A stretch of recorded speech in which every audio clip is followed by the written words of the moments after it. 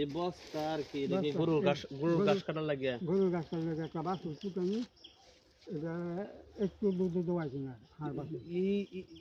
এই বয়সে এমনি একটা অ্যাক্সিডেন্ট হয়েছে আবার শরীরে চলে না তাহলে তুমি বাড়িতে কেউ নাই বাড়িতে কেউ নাই কেউ নাই তোমার নাতি কি হয়েছে নাতি কাম হয়ে যায়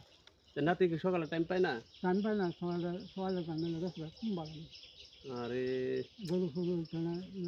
লাহা লাগিয়া খিয়া যাবে ছুটি না তখন কি যে গরুর ঘাস কাইতে বাজায় দুপুর বেলা চলে লাগবে তারপর জুম্মার নামাজে যাইবা হ্যাঁ জুম্মার নামাজে যায় আমার জন্য দোয়া করতা না হ্যাঁ আমি কল ওই অন্তর থেকে দোয়া করি কলজার থেকে আমি আর দোয়া করছি আমি আর দোয়া করছি না আমি আমি আমি বাইক শুনলাম নাকি আচ্ছা আল্লাহ আমার একজন মেয়ে আছে আমার তো হিসাবে দোকান দেখছে হ্যাঁ দিচ্ছিলাম হ্যাঁ এটা বলছিলাম তো না এরকম একজন মেয়ের সাথে এরকম জুলুম করা ঠিক হয় নাই এই ছোট্ট মেয়েটা তখন মা ছাড়া হয়ে গেল না না এটা ঠিক হয় নাই আসলে কি করবো বর্তমানে নারীরা স্বামীর মর্ম বোঝে না শ্বশুরের মর্ম বোঝে না শাশুড়ির মর্ম বোঝে না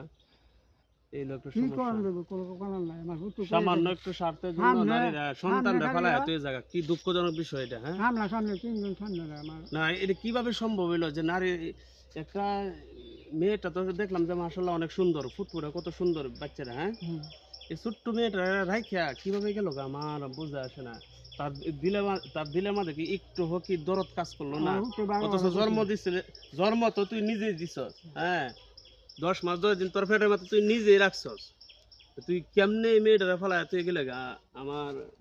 বোঝা আসে না এগুলা কোন ধরনের নারী নারী নামের কলঙ্ক এগুলো হচ্ছে নারীর নামের কলঙ্ক ভালো নারীরা কখনো এইসব কাজ করতে পারে না যাই হোক ধৈর্য ধরবার কো তোমার ছেলেরে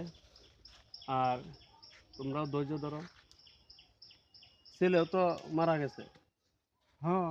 এটাই তো তোমার দাদি যাওয়ার পরে কি তোমার ছেলে মারা গেছে মানে দাদি মারা যাওয়ার পরে তোমার ছেলে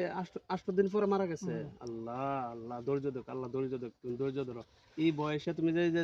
কাশি আর বস্তা নিয়ে বাড়িছ আমার আশ্চর্য লাগতেছে আর ওষুধ কি ঠিক মতো খাইতেছো নি দোয়া করি আল্লাহ তোমার পরিপূর্ণ সুস্থতা দান করুক।